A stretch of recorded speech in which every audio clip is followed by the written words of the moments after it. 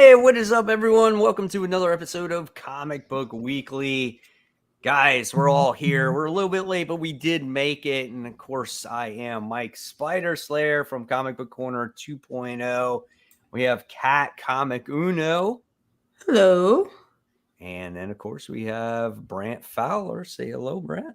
What's up, everybody? Hi. Yeah, we were just discussing about the wonderful comics that came out this week, and we will definitely get to that. But we're gonna, I think, dive into the news first this week, and we're gonna talk about that Jon Kent news eventually. But I'm sure we got other topics to talk about first. So, Kat, do you want to take it over? Yeah, so let's start with some media news first. So I just want to talk about the Harley Quinn show. Has two Abbott Elementary stars in it. Quinta, who plays the main character of the show, and then also Tyler James Williams, who plays the love interest in Abbott. Is going to be Harley, Hawk Girl and Hawkman, which, you know, two characters I do not care about. I guess I care about now because Quinta is everything, and, you know, Tyler James is great too. So I'm pretty excited for that. I think that's going to be fun. I know you. Do you guys at least watch Abbott Elementary? I know you don't watch. Never even heard of it. Yeah, me either. No, I haven't heard of it either. It's a good sitcom. Okay. You never heard of Abbott Elementary? No. That's crazy to me. That's like, it's such a popular sitcom. It's probably like one of the most popular sitcoms out right now. Wow. Where do you watch it? ABC. No, I don't watch ABC at all. ABC you can watch on Hulu. ABC is like my least watched channel ever. Ever. Ever. I think if that's where Home Economics is, I watch that, but that's about it. Yeah, it's the same channel. Channel. It's good. Willie Belcher has heard of it, so that's good. But it's great. I recommend it. It's on Hulu too, so you can watch it on that streaming service. Okay, let's get into the next thing, which is that Amazon's making a criminal TV show. So this is by Ed Brubaker and Sean Phillips, I believe is the artist. I'm loading the article. But they do wonderful work. They did Kill or Be Killed. They're constant collaborators. It's kind of surprising that their stuff hasn't become a TV show yet. So that's kind of crazy. Oh, and Infamous Mike Manhattan does have a question. Isn't ABC called Freeform? Different channels. So that was ABC. That's what ABC Family. Yeah, exactly. Yeah. So what do you guys think about Criminal becoming a TV show? It'd probably be pretty good. I could see it being decent, right? I think so. I mean, it'd be cool.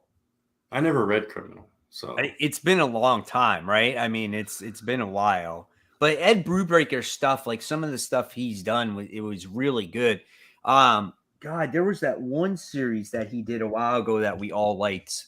Kill or Be Killed. Kill or Be Killed, yeah. Yeah, that's what it was. I would like to see that, man, as a show. I think that would be really a lot of fun, too. We got a super chat. Oh, yeah. Hopefully this is successful. Oh, did we? Mr. K hasn't removed that hat all week. You really do like your bucket hat. I do. I like it. I got it at Universal. It was my little birthday present to myself, and that's that. And that's what it is. This is what I'll be wearing for my videos. I still have all my other hats, but you know, I've over the years, and Brant and Kat can attest to this, I have, you know, had different hats over the years, and that last one I've had is probably the one I had the longest. But at Universal, they don't sell it anymore. I can't get it anymore. Crazy. Yeah. So I found this Marvel bucket hat, and I'm like, you know what? I'm going different, and I'm going to wear this sucker. So that's the way it goes. Yeah, it's funny. We were just talking about this before we went live and before Kat joined us. We were talking all about Mike's hats. Yeah.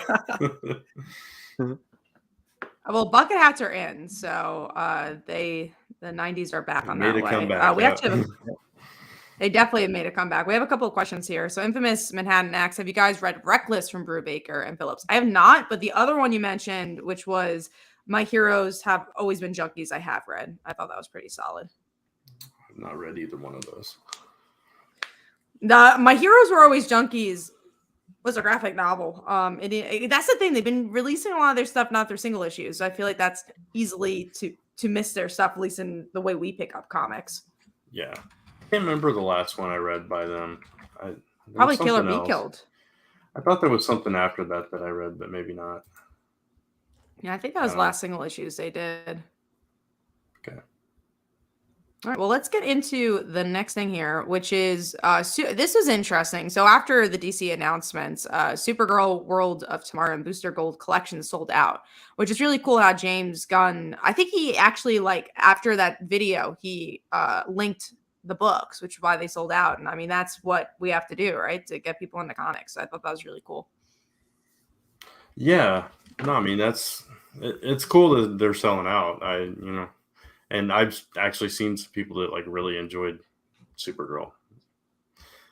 I know people really do. It's not my comic, but I've heard so many people like, I love it. And I'm like, yeah. And I actually was talking to a friend about it. I was like, oh, I really, really liked it. And I was like, but did you read Tom King's other stuff? I was like, oh, no. I'm like, I think the real reason why I didn't like it. Because if you read, Vision, the PTSD, and then you read, Heroes in Crisis and all his other stuff before, I got tired of his narrative. Maybe if it was the first thing I read, I would have liked it more. Yeah, it's like nothing for me personally can live up to Vision. It's just, and I never read Mr. Miracle. I know a lot of people read. I liked Mr. Miracle. Yeah, I don't remember if I even bought that first issue of Supergirl or not. She just was because drunk, like, if that helps you. Yeah, no, I remember it, and I was like so turned off by like Batman and everything else, and I was just like, you know what? At that point, like, it was like anything that Tom King came out with ever since after the Batman, I was like, I'm not buying it, So I don't know if I actually even have that first issue, and it's hard to believe that they're actually doing like a Supergirl based off of that story. So I don't know. I mean, it could be good on screen. I don't know, but hey, if that's what it is, that's what it is. A Booster Gold, I would like to get a Booster Gold issue. I think that would be kind of cool.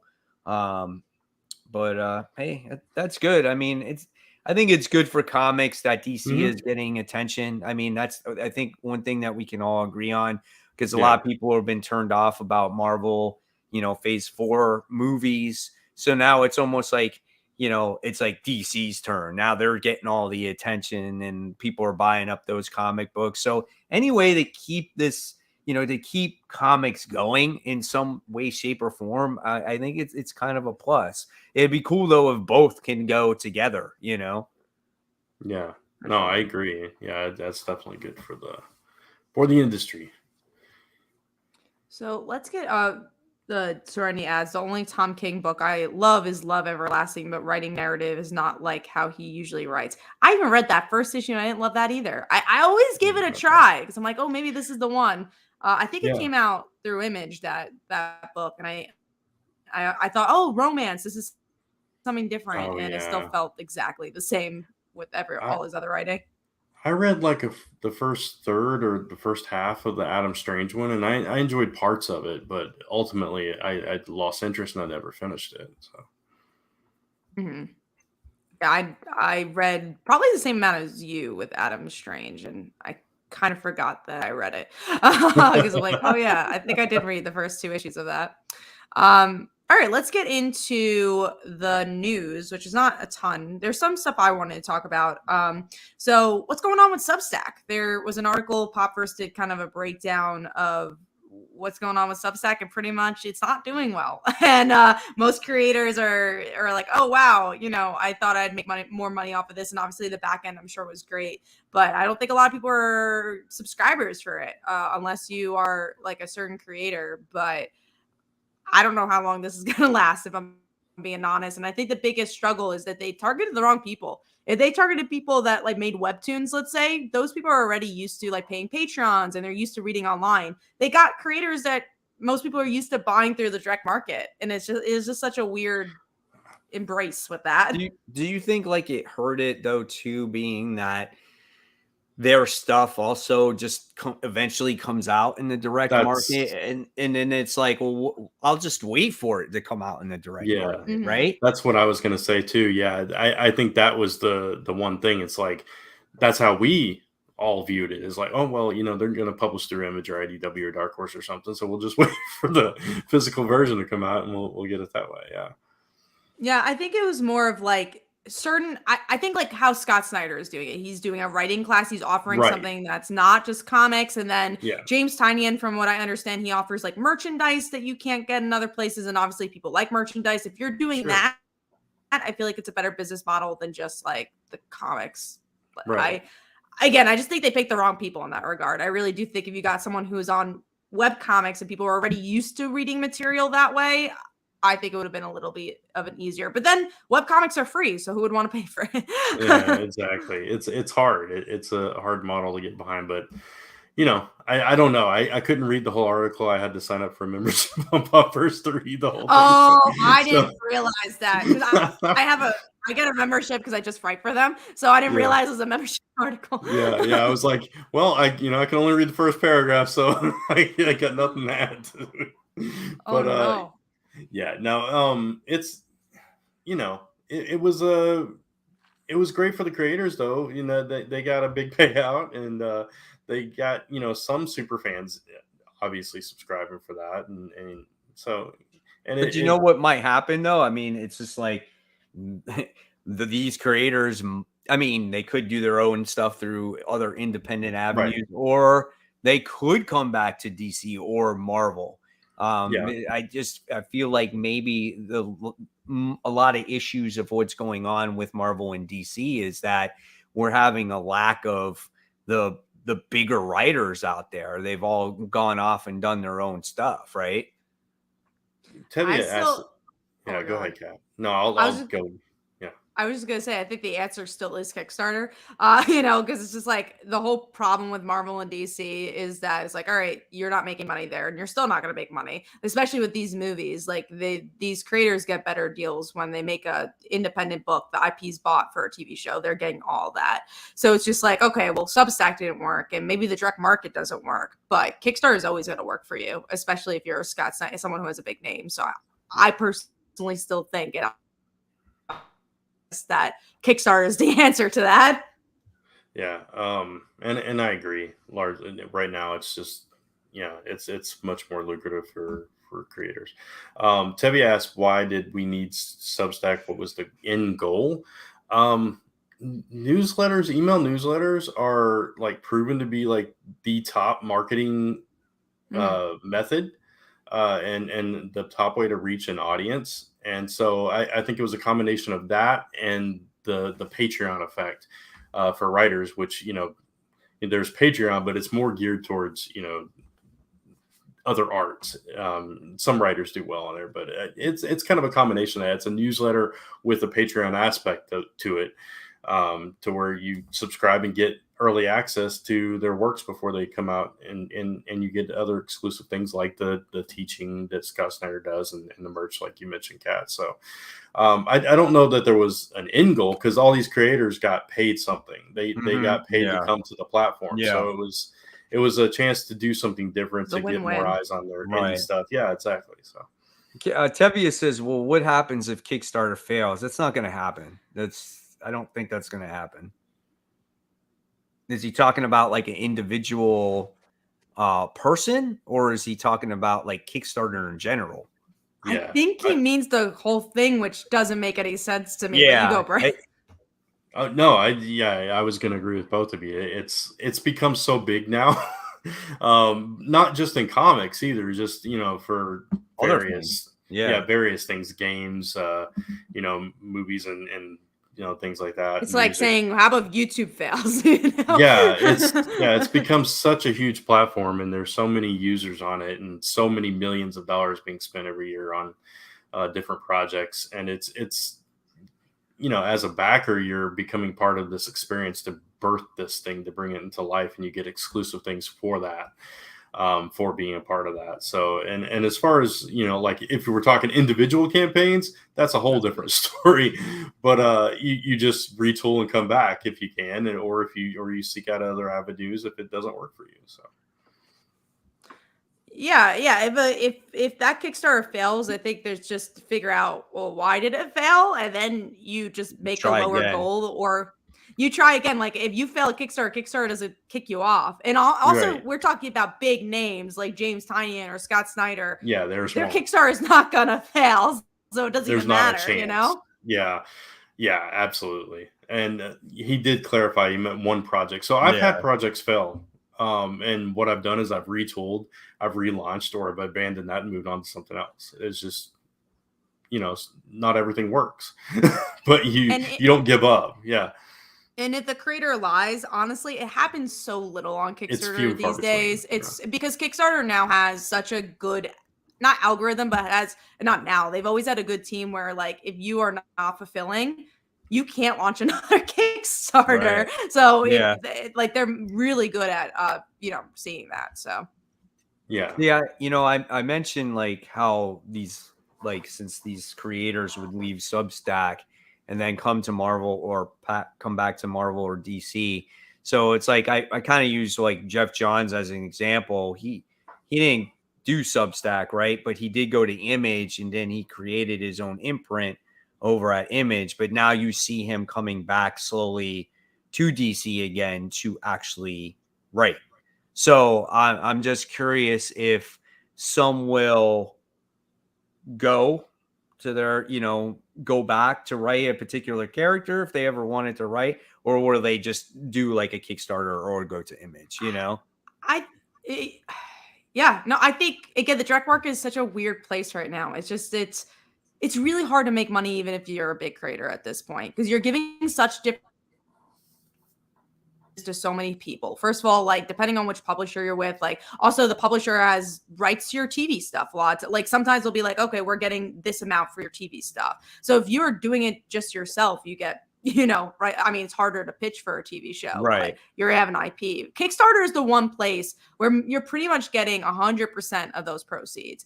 No matter what, when you are in the direct market, you have to give 50% to the retailer, or again, like, depending on what your deal is with a publisher. It's just like, the direct market has to change in some way, but it's hard. The retailer has to make money too. So it's just like, this is a way for creators to make more money. And it's like, it's a feasible way to do that compared to the direct market.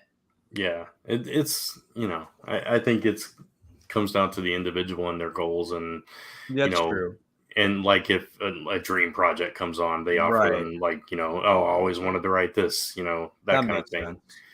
But yeah, I think most of those creators that went to Substack, they established themselves in the direct market and in mainstream and built that audience. And now they have that audience that they can go and do whatever they want. They have that freedom and they can afford it to do that. Yeah. When you're coming to the Marvel and DC side, I think people do it for the love of the character. Like you'll see, like, again, Dan Slott writing Spider-Man or whatever, but you're not getting a great deal on that end either. Like, I think, again, you can make your name. I think that's what James Tynion did very well with. He made his big name at DC, and he's like, okay, I did my tenure. I'm good, because I'm not getting those movie rights. When you make a Punchline movie or whatever, I'm not getting money for that. But I can do that with something that's killing the children. So I think it's also compared to hundreds of thousands of dollars that you're losing. So I think it's hard. I think Marvel and DC would really have to change their ways when it comes to that. For these creators to stay. Real quick, I got a super chat from Comic Toby 420. He says, have a good night. I have to go to an AA meeting tonight. So thank you for joining the show. Thank you for giving us a super chat. So and Kat, your internet's like kind of going in and out, so you might want to reboot or something. I know. I don't know what's going on. I'm going to get off and on and see if that helps, but it's lagging on my side. All right. Yeah, I'll be back. Let's see. Okay. All right. We can see if we have any questions or something while she's doing that, I guess.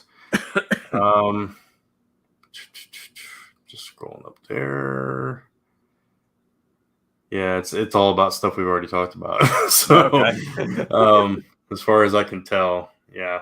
Yeah, but I think when you made a good point though, Brant, about if it's someone's dream project to write a particular character, at the end of the day, they're gonna make that, decision, But then I agree with Kat. Like what Kat said was basically, you know, no, I just lost my train of thought because I see this circle going around here. I have two cats on my screen and Yeah. neither one are talking. That Marvel and DC might have to change their way of things. Yeah. And so like maybe they go back to these contracts or give them something to where it's going to have them come back again, Yeah. But yeah, it's just you don't see these lucrative contracts that they once had. But they got to make it more enticing because the way of comic books is changed. It used to be the big two, and now there's the big everything because everybody has an equal opportunity these days. So yeah. Infamous Mike Manhattan said, speaking of Kickstarter, Top Cow is releasing a third volume of Witchblade. That's what a lot of these publishers are doing these days with Kickstarter, is just, doing trades because it's easy money. They don't have any back end. It's just like, all right, we're reprinting this thing. We're really just have to pay for printing. And they do really well on Kickstarter too. Boom launched The Expanse today. And Terry Everything's being launched. There. Yeah. This week's big. There's a lot of this stuff whole month. out. February is usually really, really not great for Kickstarter, and like there's not usually a lot of campaigns, and like this year for some reason people are like, actually, this is gonna be the biggest month of the year. Yeah, we had our biggest campaign in February of last year, so I think people are catching on that because a lot of people believe that Kickstarters don't do well because of the holidays, which I mean, I wouldn't have a Kickstarter on Christmas, but or like that week. But yeah, I mean, Pat Chan had his campaign during Christmas and did perfectly fine. So I think people are learning like, oh, maybe that was a myth and I actually could do it whenever I want. Yeah, it's if your audience is ready and you're ready, it doesn't really matter. Yeah. Totally agree. Okay, so let's get into the next thing, which is also kind of a bigger comic book talk, which is that Newsarama's co-founder left. And as someone who's worked for Newsarama, that was kind of shocking news because it kind of came out of nowhere. So I guess the reason I wanted to talk about this, well, first of all, there's only one other person working at Newsarama right now, but I guess where's comic journalism going? I feel like it used to be like got to read reviews. There was a lot more press releases about different things, and now it's really hard. Like even when we do these shows, it's hard to find information about comics unless it's coming from the creator's mailing list, or there's a lot less coverage about certain things. And now it's just like, actually, let's talk about like why Batman is why his birthday lands on this day, whatever. Like it's more features now, so I think it's just really interesting like how comic news is in the past couple of years, especially post-COVID. Yeah, and I mean, it's probably similar to all like entertainment news, right? It's just kind of gone towards the top lists and clickbait and stuff like that. It's less deep dive digging into stuff, and I don't know. It's an odd thing. I don't read a whole lot of news sites these days, so I read what Kat sends me. Yeah, I'm kind of the same way. Like I'll go browse through stuff every once in a while to see if anything comes up. But it's like you always find it somewhere. Like you'll find it on YouTube or you'll find it on somewhere else, like something like that. Or if you find like releases coming out, it's like the solicitations, you get them through magazines. Like there's so many ways to find it, and then at the same time there's not also a lot. It always seems like there's only certain points where you get a ton of news. So like for instance, like was it last week or the week before where we had so much news it was ridiculous, and then this week it's like barely anything, so it's like a hit and miss type of thing. And there's more weeks like that where there's barely anything. Yeah, exactly. It really, like you said, it just has to do with the solicits. If a solicit came out, and conventions, depending on the convention. Yeah. All right, let's get into the next news piece, which is Fantastic Four issue 700. We'll have, guess who? Dr. Doom. He's going against the course. whole Marvel universe, which we've also seen before. So Recently. yeah, no, I'm whatever. I don't care. I'm honestly been so lukewarm on this run, which really sucks because I really did like Dan Slott's run of Fantastic Four for the most part until the end. But yeah, this doesn't get me excited. I know like it's cool to get Doctor Doom, but I've just seen this from the character before. Like, give me something different. Hey, this Yeah. next issue though, like of Fantastic Four, it's finally kicks off the story. It took the 4th issue to do it. Fantastic Four, 4 members. Like, hey, we're getting going now. I don't know, man. I'm kind of like with Kat though. Like, if this story does not pick up after this issue, like I might consider dropping it because it's like it should not take 4 issues to get to the beginning of the main story. You know what I'm saying? Yeah, and you guys know how I felt about this run so far. I mean, I don't know. I had hope for this run and stuff, but and I get it's legacy number 700, and you got to do it big, and Doom's their biggest villain. But again, we've seen that time and time and time again. I would like something different. So. Yeah. Exactly. Do something different if you're going to use Dr. Doom. He's an interesting character with a lot of history. So. Yeah. Do it. All right, let's get into our main topic here, which is that we get a main idea with this new Jon Kent series and that the Injustice world is going to collide into this, which honestly gets me excited. I did read all of the Jon Kent stuff, and there are pieces where I thought were interesting. I think there's a lot of pieces that did not stick the landing. It lost my interest. And with this new volume, it was like, oh yeah, I guess I'll give issue 1 a try and see where it goes. But this actually like gets me more interested to be like, oh, this might be a bigger book. This is something different. We love Tom Taylor's Injustice world. So, and he does such a good job with Elseworlds. This gets me more excited for the book. Yeah, I mean, we've all, talked about what can they do with Jon Kent to make him more interesting of a character, and this is something that could definitely help with that. Injustice was phenomenal, and it's had traction outside of comics with the video games and stuff like that.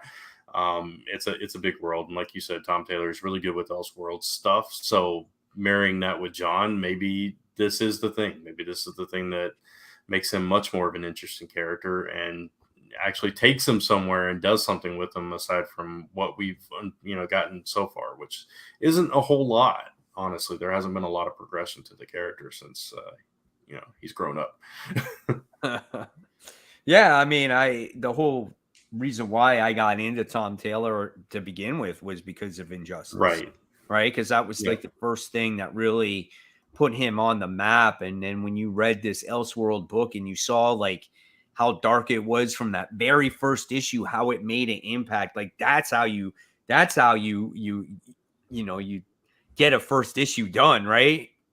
You're like holy cow, like what just happened here, And so from that second on, you were hooked from the Injustice series. And so when you hear Jon Kent being thrusted into that world, that could make for an interesting story. You hope that, Tom Taylor has something more left in the Injustice world also. But if there is some kind of character growth, he can do it in that world. So I am curious to see what he's going to do there. I'm just curious to see like how many people are going to buy it, right? Yeah. I think Injustice will help it sell a little bit more than just having a Jon Kent book. So I'm glad they announced it before the book came out. Yeah. Do you think they needed to though to help the sales of it? Hell yeah. I liked Jon Kent's book in the beginning, and I even was like, okay, I want this to go somewhere else, And again, like I want the Jay and John story to be awesome and amazing. So it's just like I'm coming from me. I'm like, I want more from this book. So yeah, no, I think they needed something like this. Do you think though that the Injustice brand though is worn itself out? I don't think so. No, we haven't had a story in a while from them, so I don't think so. Yeah, he doesn't like revisit that a lot. I mean, like we've had the animated movie and the video games and stuff, but in the world of comics, it's been a bit. Right. Tom Taylor and Bendis have things in common. They both belong in Elseworld storytelling. Well, the difference is I think Bendis is kind of past his prime at this point. Like, and just what he did with Ultimate Spider-Man was just something special. And like, I thought his Avengers was actually pretty good, and that's not Elseworlds.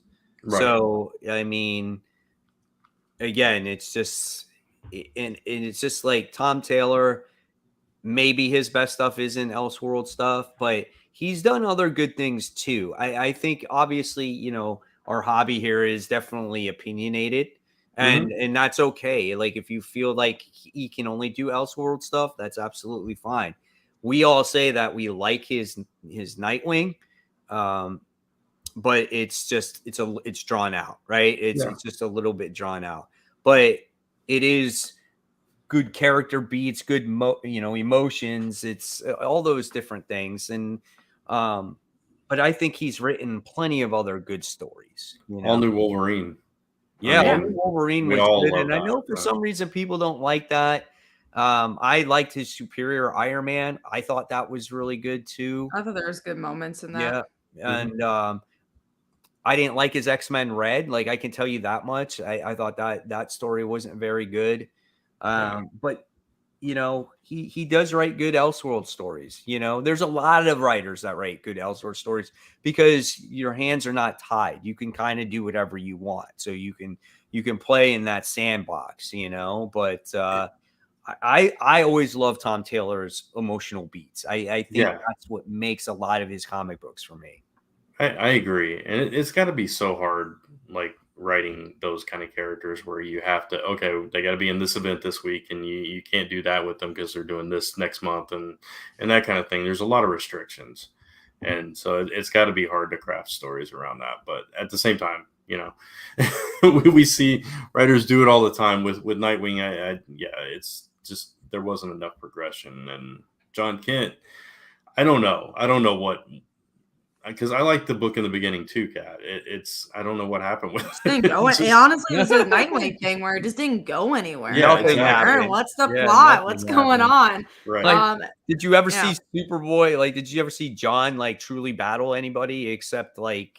You did, but there was no reason to. There was a lot of action. I just don't really know why the action happened. There was just none of those. There was very few of those character beats, which was what took me out of it. It's like it was just, okay, I'm going to battle this big, corporation that's taken over this island, this nation or whatever it was.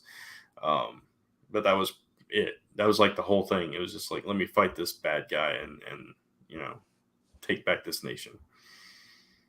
I know Tevye usually asks this question a lot, but I do have a response to it. Why can't Tom Taylor de-age Jon Kent Superboy? I think if we do see a de-age Superboy, it will be in Elseworlds, just because like John has become such a different character than his child's character that you can't reboot him anymore. It's just like people like this version of this character. They want to see that version, just like they want to see the child version of him too, which you probably could see him in other places. Again, I think there was recently you just saw a story with him in Action Comics. So you can just continue to do like Elseworld tales.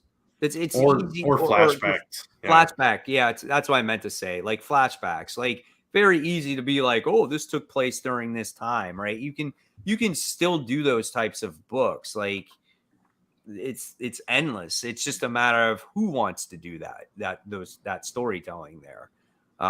That's all it is. But they're not going to retcon what happened, to Jon Kent at this time. No. And then also how interesting in a superhero comic, because how still a 10-year-old boy, like what arcs do you have? 10-year-old boy. I think it's a little harder in my opinion. Like I think this is an easier character to do stuff with.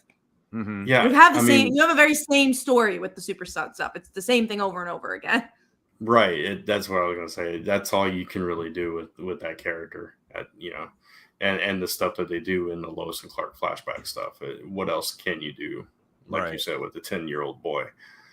So I don't know. I mean, we'll see what happens when it comes to John and that whole story in general. But that's obviously Tom Taylor's hook there to throw him in an Injustice to get people to be like, oh, okay, so I like this, so let me see what is in store. So let's hope it's good, right?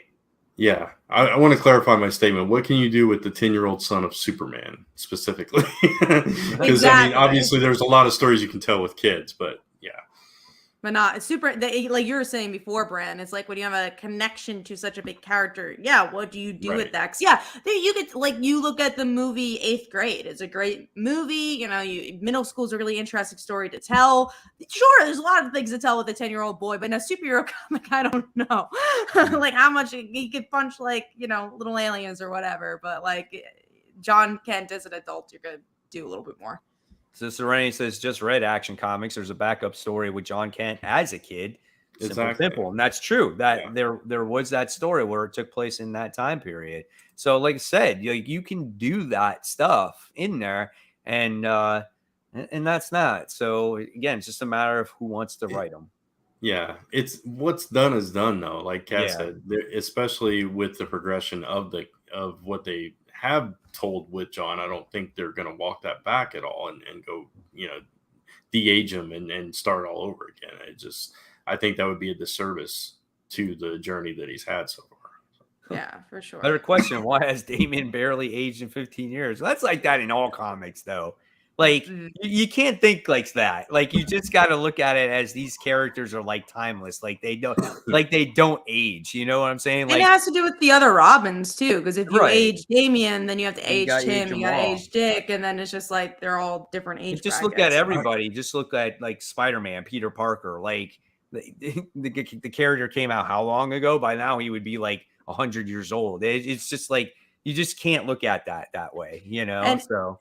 Yeah, and then also, aging him. I think also Damian is in a good spot where he's a little older than Jon Kent, 10-year-old Jon Kent.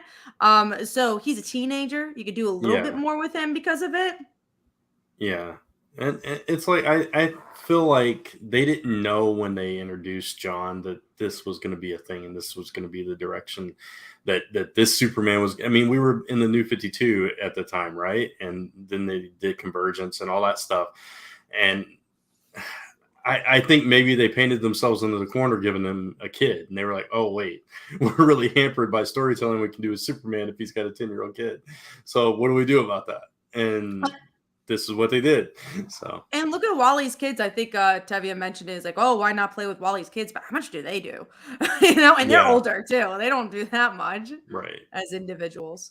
Until I think I saw like a fast forward story with one of the kids, and they did more with that. It's like, oh, they're older, so you can. Yeah. All right. Well, that's all the news. So before we get into that, we do have some Kickstarters to talk about. We talked about Kickstarter a lot, but both me and Brant, I know Brant has a Kickstarter coming up, and I have a Kickstarter live now. That Brant is in. So, and I got some exciting news about this Kickstarter. So Terrorology, there's different stories about different genres. You got post-apocalyptic, you have sci-fi, you have, a parable story.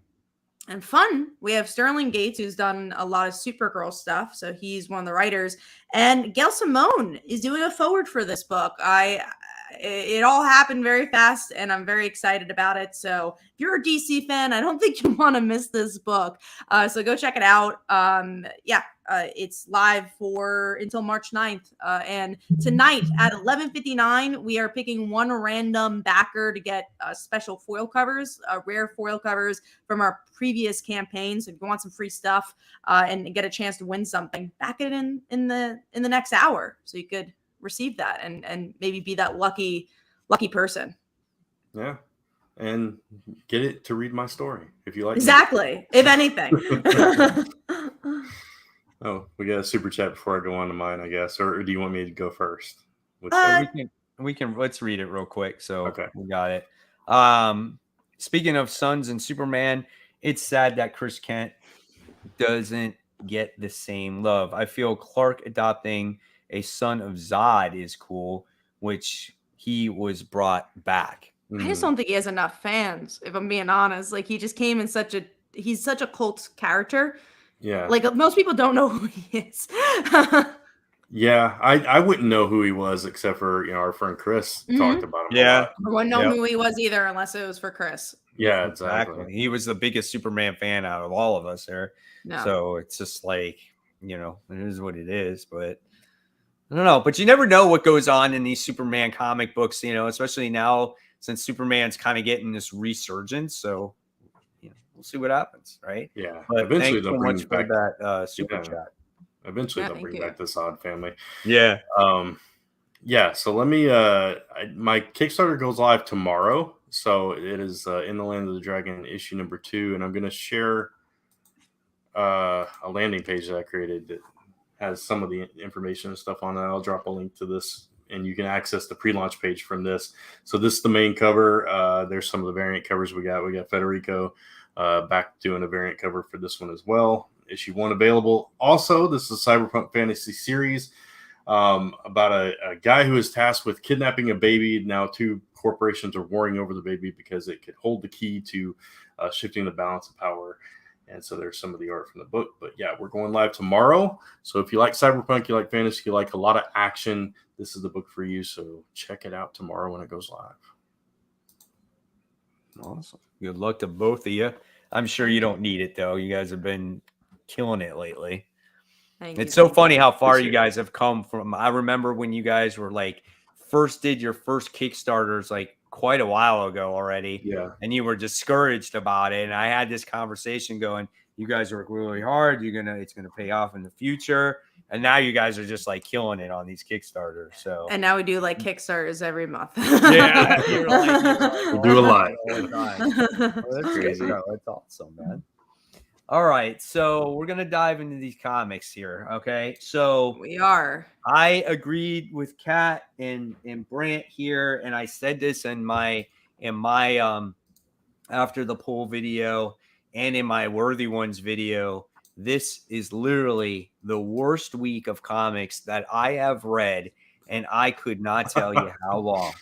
Like it was so hard to pick a pick of the week. I kid you not.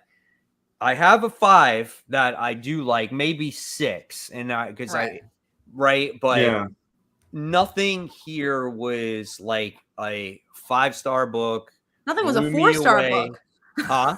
Yeah. Nothing was a 4-star book for me. Right. It was tough. So we're gonna dive into it. The first thing is we're gonna talk about Dark Web Finale. My gosh, this event accomplished absolutely nothing. I thought that we were going to get at least something with Ben Reilly. And at the end of the day, he gets thrown in jail. Nothing happens to him. There's an embassy that arises in freaking. Can you believe that was the end of the book? Yeah. Which one of it was you? Which one of you was it that did the video? Was this an X-Men event all I along? did that. Was it you, Kat? Yeah. That's what I was thinking as I was reading. I was like, I couldn't get that out of my head. Spider-Man wasn't even in the event. Like, he didn't even do anything. But also what's so funny about it is it an X-Men event all along. I don't even know if this is like a good X-Men event because it only was a on ending about it's not even an event. Fire. It's so bad. I honestly, I'm just so frustrated. I really hope this Black Cat story next week is good and fun because I'm shocked how little this accomplished. I'm shocked. I mean, What's with Havoc too? Like, what's he wearing a diaper now? What's going on? See if you didn't read the X-Men, you wouldn't know what was going on, right? Right. And so, like I told you, like he's no longer an X-Man. When you told us that, I was like, what? Yeah. What are you talking about? He's ridiculous. But it was just like, again, Madeline Pryor got what she wanted. Once she got what she wanted, it was. She was like against Ben Reilly, and then it was just like, it was just so much of nothing that happened. What happened to Janine? Like Hallows Eve, she just like disappeared. You don't even see what happens to her. Yeah, as our miniseries. Even Rex Rap, like some people actually like the character. I thought he's kind of comical, but where did he go? He just like disappeared too. And it's just like, okay, Hallows Eve's going to get her own series, but you don't know what happened to her. And it's so uneventful. You never saw Spider-Man do really anything in the whole event. You never even saw really Ben Reilly do anything. He's standing around a freaking fake apple tree going, hey, maybe I'll get my memories back from, from Peter. And then he becomes like roided out. And then all of a sudden it's just like Madeline Pryor gets half naked and she sits there and she goes, you know who my queen is. And they're like, oh, okay. And it's just like, it's so dumb. There's like Peter, no real motive. But even Peter's conversation with Ben is so weak where he's like, yeah, I know you did these bad things, but I guess maybe I should forgive you. No, I shouldn't. And it's just like, what is this conversation? What? Maybe because there was no lead up to their conversation. So you have this resolution that means nothing. The whole event was summed up in it making fun of itself in this issue where Peter was like, your whole plan was to get me to eat a poison apple. Really? It's like that summed up my whole feeling of the whole event. It's right. Like, and that's what I was like telling you guys, like originally before, like I feel like Zeb Wells was making fun of this entire event and just like being like, okay, let's move on with it. Like when he was battling those Insidious 6 creatures and like I felt like he was like he didn't like Rex Raps, and every time this Rex Rap guy wanted to team up with him, he's like, whatever, thinking like, wow, this is what the fans are gonna be like, they're gonna. I just seemed like he was making fun of his own story in very many ways because he wants to tell the main story, right? So it makes you feel like that maybe this obviously was editorial driven. Or this is just his sense of humor. I don't maybe. know. I really don't know. I just know that the only issue that I sort of enjoyed of this was the first issue of that X-Men thing, which was just that Christmas story. And I didn't like any of them. The X-Men that was at least fun. And the very like Alpha issue where it seemed like it was leading into something very like dark. I will mention, the Alpha issue at least felt like it had a lead up. I do want to mention this, Tevia's What Happened to Mary Jane. Mary Jane was the only good thing about this arc because she was so disconnected, and we saw the last issue for that one. So, but she wasn't even really in it. Like their story have to be. Their story is still going on. It's off to the side. But that's what I love about it is that it's not connected to this. I agree. And then you introduce like the Queen Goblin.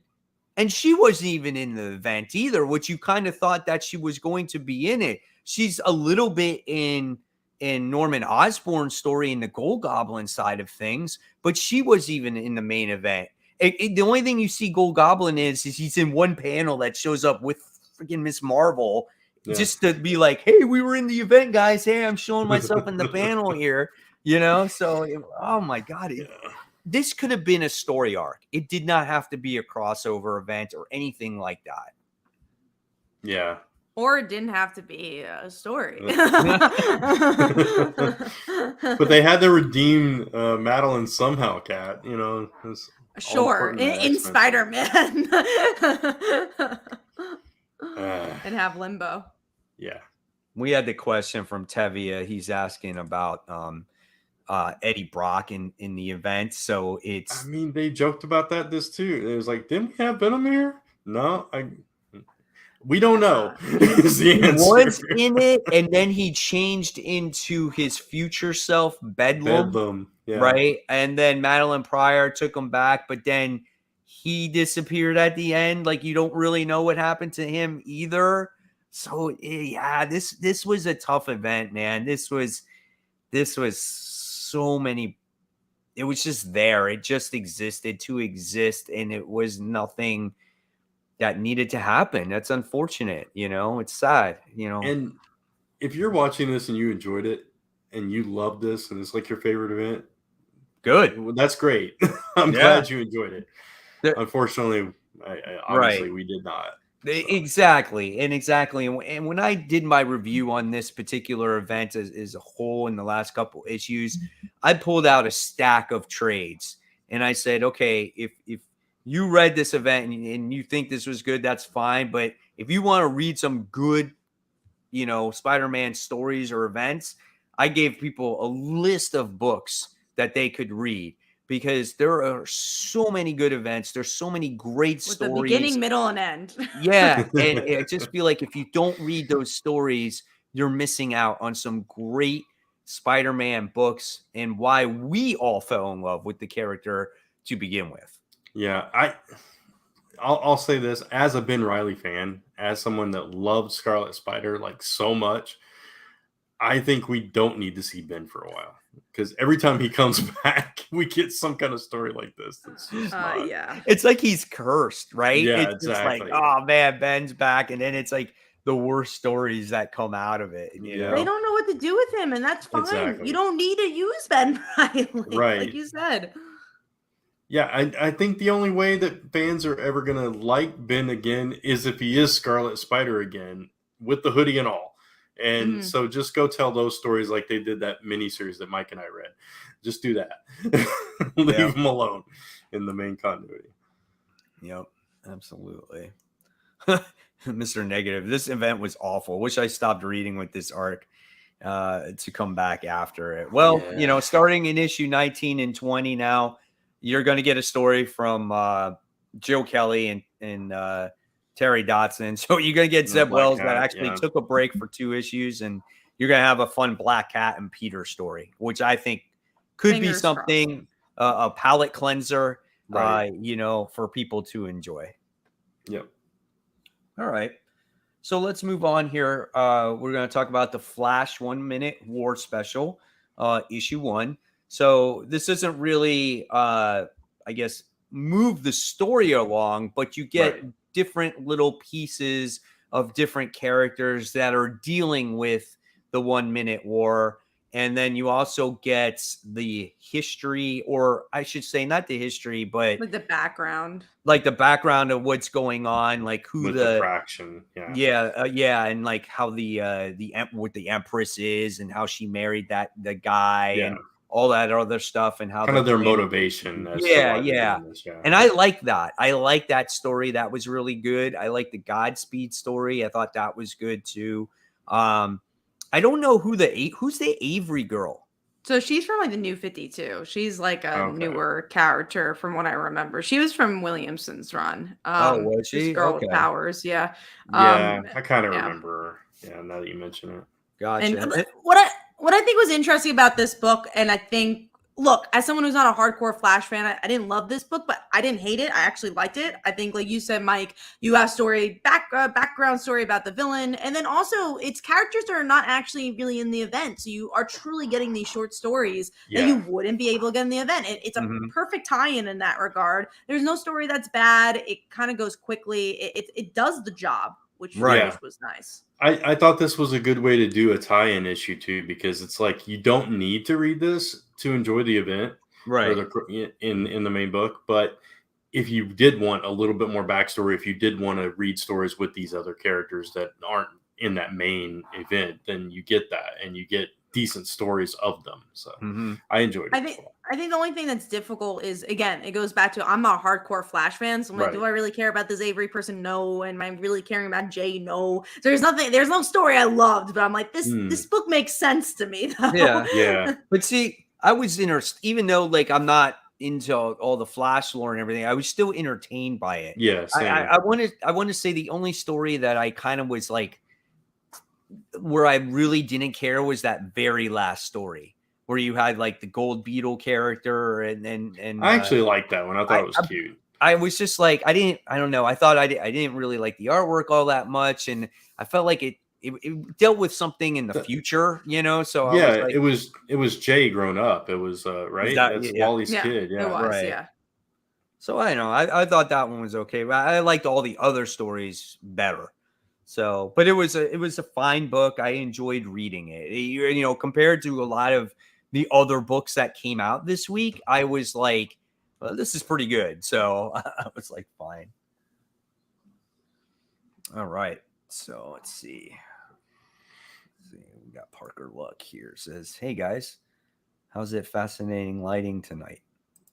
And let's see. What does Tevi say? I love Gold Beetle. She's fun.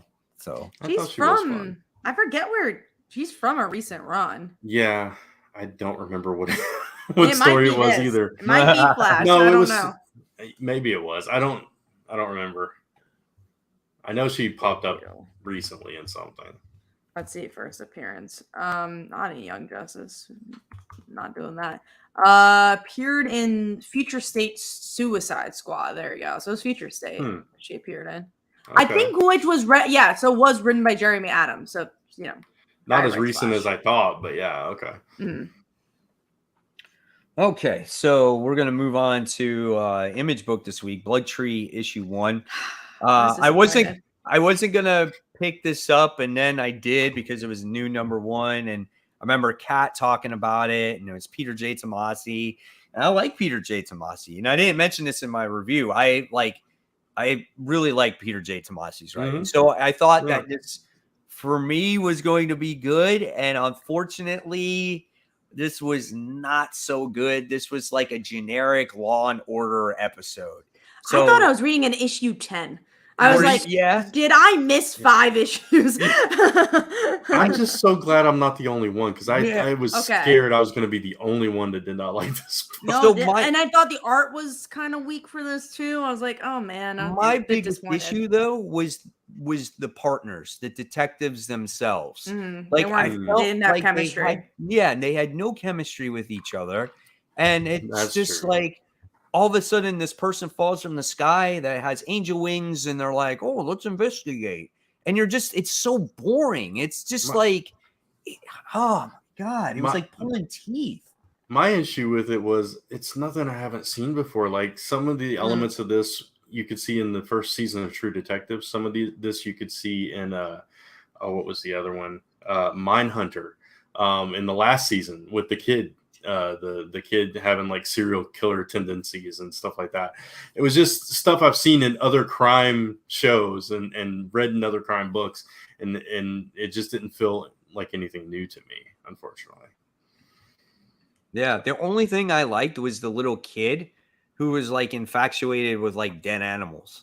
Yeah, but like I said, I've seen that before. Yeah, and we've seen that before too. But I was like, but that was the only thing that like I felt that was good. There was like, oh my God, the family dynamic, it was just so flat, and it was just so forgettable. So I was disappointed by it. I was just bored, and I was like, not reading the second issue of this one. Yeah, no, I'm not going to get that second one either. I think it might be storming. Toby says, hey, I used to play tennis in school, K through 12. It's fun. Sweet. Cool. You can always come back to it too. It's never too old. So remember that. All right. So I think it's thunderstorming right now. All of a sudden, really? Damn. It started raining heavy. That's funny. It's the angels. I haven't seen rain in weeks here. It's been like 3 weeks since it's rained here. It drizzled when I was coming back home. So there's the spectrum. Pouring, drizzle. Haven't seen rain in weeks. All right, so let's go to the number 5 book this week. I'll start off with mine before I forget, because I didn't put this in my top 5.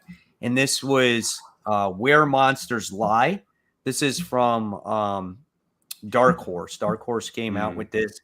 And this was a book about slashers, right? Go to this weird...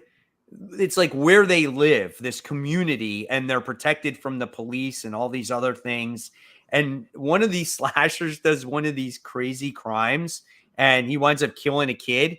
And he started killing a whole bunch of kids. One of the kids escapes, right? And it goes to the cops, and it goes to the community at the end of the book. But the funny thing about this was like all the characters' names, like what they do and what kind of slasher they are.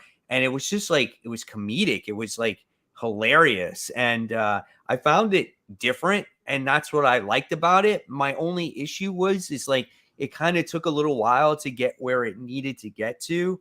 But it was definitely an interesting book. It was just like seeing this lady in charge of all these slashers was hilarious. And she's like telling this guy like that used to be this like crazy killer or mass murderer.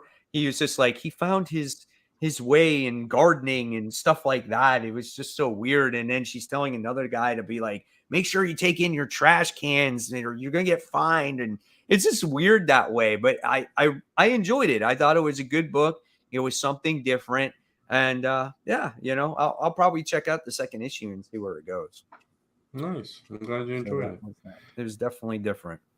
I did want to mention this real quick. We actually talked about the Green Lantern book coming up last week on last week's show, so you can go check that out. But yeah, they are coming out with the Green Lantern book soon. So. I think Name Changes says I haven't seen the show love for Dark Horse. Yeah, we don't really talk about Dark Horse books very much, but also they don't release that much. So right. I don't read that much either. Like I've never been a huge, Dark Horse fan. And, I actually saw this comic book at the shop and then I passed on it for Blood Tree. And then in my Facebook group, people started recommending it. And so then I went out and I read it digitally. And that book was way better than Blood Tree. So yeah, I can imagine. Parker Luck says, do you guys ever pick up a comic trade of your current book titles that you're reading? Of late, I have. Last week, I picked up Incredible Hulk, run for Peter David. Yeah, it depends on the book. If I really love it, like I have Paper Girls, I have like The Runaways from Rainbow. So like if something I know I'm going to reread a lot, I'll get. I've got the first trade for Radiant Black. I got a couple of the Firepower ones. So yeah. I will every once in a while. I'll pick up some of the older stuff that I might find interesting. I've always picked up Spider-Man trades, so I don't have to dig them out and read them. So that's really why I would buy trades. Basically, it's just so I don't have to go through back issues. Exactly. They also display nicer when you got bookshelves and stuff. So. Yeah, that is very true. All right, Kat, what was your number 5? Mine was Rogue Sun. This arc has kind of been a little lukewarm for me. I feel like it's very point A to point B. I guess we're learning a little bit about the character because we have him in school. We have a little bit with the new villain in this one, and also that character from the past helping him out learn. Yeah. But I feel like the story is like it's going a little slower for me. I'm not saying it's bad. Like I like this comic a lot. It's just not like, oh my God, that just happened. So yeah, it's a little lukewarm, this issue. I felt like it is set up. It's a setup of what things are to come. For this issue, like nothing's really happening, but it is building at the same time. So that's what I got out of this issue. I also feel like there's not a whole lot of growth in some of these characters. Exactly. Specifically, Rogue Sun himself and his step siblings. There's just not a whole lot of growth there. I think, and it feels like we got glimmer of growth a few issues ago, and then they just kind of walked everything back, and now they're still the same characters, and I don't feel like anybody's learning anything. I feel like they're a little decompressed. I'm sorry, Brent, real quick. No. I just felt like that they were focusing more on like building villains now. That's what I feel like that they're trying to do now. Yeah, and I see that. Excuse me. But yeah, it's just. It's stalling a little bit, I think, but it's still an enjoyable read. I'm still enjoying the series, and I like the characters. I don't like this one as well as Radiant Black personally, but it's fine. It wasn't a bad book, but I mean, right. But yeah, I don't know why I said lower. Yeah, I don't know why I said last week that his mom was going to be. I don't know what I was thinking or what I read or what I saw. I think that would have been more interesting though, because I think like you said, it's kind of missing the character growth. It's missing like these moments that I think Ryan does a great job at, and obviously we've seen in Power Rangers. But Power Rangers also has a lot of characters that kind of have like set stories already. It's always very hard to like expand these characters when you're trying to build a world at the same time. So I think this issue in particular, I felt like it was trying to tackle too much and it didn't tackle enough because of it. Sorry. What I was going to say was like, I do like this particular Rogue Son that is training him, but obviously the Knight, but I don't think his intentions are good. I think he's brought to this realm to bring evil spirits or whatever through the Earth realm. And I think like as the reader, you should know that he was warned not to do it, and he's doing it anyway. And I think that's what's going to happen here. It almost feels like maybe all the Rogue Sons before him have been kind of not great people. So we'll see what happens. Like, look at his dad. Yeah, exactly. So I do think that's kind of an interesting way to go, and it's just kind of a slower build. And I do think they are building interesting villains and interesting characters. It's taken a little bit of time to get there, and this was a bit of a slower one. Gotcha. All right. It was a very important issue, but it did kind of try to tackle too much because of that. That is true. It did. It was a heavy issue. It really was. All right, Brant, what was your number 5? Miles Morales. Gotcha. Yeah, which I'm enjoying it. I still think it's better than last run. I still like what's going on. I like his team up with Misty Knight. That's really all we got in this issue. It probably wouldn't have made my top 5 on a bigger week, but I still think it's leaps and bounds above that last run for me. So hopefully it continues. Yeah, and I like the new villain too, and I like I didn't totally love her motivation. Like I get it, but it's a little bit weak of a reason to just become a supervillain. That Miles got the place in the school and she didn't. Like, what my thing is though? I think that was the straw that broke the camel's back. And I think that what it was, because she's been dealt a bad hand in her entire life. Like, her mom dies, all these bad things happen to her, where she gets turned down from colleges and jobs, and she tries to enter a lottery, and just nothing works out for her. And and Tiana even says it. She's just like, oh, big deal. You've had a bad life. We're not the only one. And I think what has happened, this is what I'm gathering from it, is that she's kind of got a screw loose in there, and it kind of pushed her over the edge, and she's holding everybody else responsible for it. It's kind of like, I guess it's one of those things, like, anybody that a lot of bad stuff happens to, that you could go one of two ways. You could go Peter Parker, or you could go supervillain. And so she kind of made that choice. So I could see that. And it felt in the moment, it was like, really, that's the whole motivation. But I can totally see that's just like, the last straw. Because at the end, she is just a kid, right? And it's kind of just like, how do you deal with all that negativity and depression and everything that you've gone through your entire life? Yeah. And all the only thing that is your friend is machines. That's the only thing. And you can't even capitalize on that. But it could, because of that, it could make her a little bit colder. I could see that. So and I agree with you. Like, I like the team up with Misty Knight, and I like how they wrapped up that battle with Scorpion. I thought that was kind of cool. And then the setup at the end, I thought was kind of cool too. I actually like this issue a lot. So it was just like, and when I got done reading this issue, I was like, this feels like this run is for real after 3 issues. I that's do where agree I got with that. from it. Yeah. And I do like that she is connected to Miles and not just Spider-Man. So there's that personal conflict. Yeah.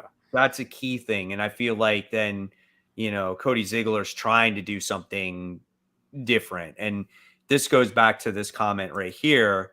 It says Miles Morales' only problem is that he's got a copycat identity and not his own hero identity name. So, and again, I think that's what Cody Ziegler's trying to do, to try to maybe give Miles some of his own characters and get away from Peter just a little bit here. Yeah. I don't think you can name him something else. I really don't. No, you would lose a lot of money. Yeah. Not just that, he would just become another Spider character and not viewed not as important. And I just don't think that's good for Miles. I mean, a lot of people, honestly, they don't call him Spider-Man. They call him Miles. Just like you just said, Brant, That's or Miles Morales, and then they call Spider-Man. And kind of like when you say Spider-Man, my personal first instinct is not Miles. That's Yeah. I think of Miles, and then I think of Spider-Man. So that's kind of how I distinguished the two. Well, it's right? also how they named the book Yeah. Spider-Man Yeah, Miles right, Morales. Miles I think Morales, yeah. Miles Morales is more popular than him being Spider-Man. Like him, Right. Miles Morales as a character, It's more which is about great. That's Miles. cool. Yeah, it's more about Miles than Spider-Man. Yeah. Yeah. Right. So, all right, cool. My 4-year-old loves Miles, and to him, he's Miles. There we go. Yeah. Which I See? love. Yeah. There It's you amazing. go. Miles Morales is like, I think in the past like if we look at characters that have impacted people in the last decade, I think it has to be Miles Morales. Like I think that's probably impacted like the most people. Yeah. I'm Well, trying to yeah. think like what other characters are there that's like, especially kids, I would like who's like influenced The younger that culture. generation is going to look at Miles as, Yeah. Spider-Man for them. That's their Spider-Man. Yeah. Yeah, that's their Absolutely. Spider-Man. That's how they got introduced. Mhm. What if they kill Peter? Well, they did that in the they done it, Ultimate yeah. The Universe. Ultimate Universe. Yeah. Yeah, so if you want, And it's one of the best Spider-Man stories. Yeah. It's one of ever written. So check it you- out. Yeah, Very read good. that if you want to find out what actually happens. It's so good. It's so good. I mean, that's how Miles Morales became the character that he is today. It really, anytime if I could recommend a Spider-Man book ever to anybody, I think it's that one. Because even if you look at like Kraven's Last Hunt, it's a harder sell for a new reader, right? It's a really good story, but it's like, all right, it's a darker story. It's a very different story. But if you want to become a Spider-Man fan, I always say Death of Spider-Man. It's such a poignant story. Everyone knows who Spider-Man is, obviously, as a character, so you don't need like the background. And then you obviously introduce Miles. It's a good beginning, middle, and end with a lot of emotion. 100% agree. Yeah. Absolutely. One of the best Spider-Mans I ever read when I read Yeah. Ultimate Spider-Man. I just Mhm. every issue when we were talking about it on this same show, different name. Crazy enough. Yeah, every month that book came out, we could not wait to read it and talk about it. The amount of time we spent talking about in a single issue was priceless. How Yeah. great the story was. Oh my gosh, Yeah. it was so Can't good. recreate it. And you And it's like the injustice of Marvel. You were able to do anything you wanted, which is why it was such a good book. Yeah, and that's why when they killed off that Spider-Man. universe, And we were or the like, universe. oh man, that sucks, Yeah. Now, Although by the end, we had some Well, shaky yeah. books anyway. So Absolutely. yeah, but the Yeah. Spider-Man book, I'm saying, and you look at that cast of characters as well with Yeah. Miles, It's a was great cast. so good, and that's what's lacking in his comic right now is that cast that he had. Like Yeah. you had what was it? You had Bombshell, right? She was in Mm. yeah, there. she's good. You had still Mary Jane, Gwen. You had Gonke, obviously. He was Yeah. in it. Yeah. You had He- Jess was in there. love. She Yeah. was so good. Jessica Jones. Yeah. Jessica Yeah. Drew. No, Jessica Drew. Yeah. Yeah, that's right. He was really good in that. Oh my gosh. Yeah, there were so many Yeah. great characters in that.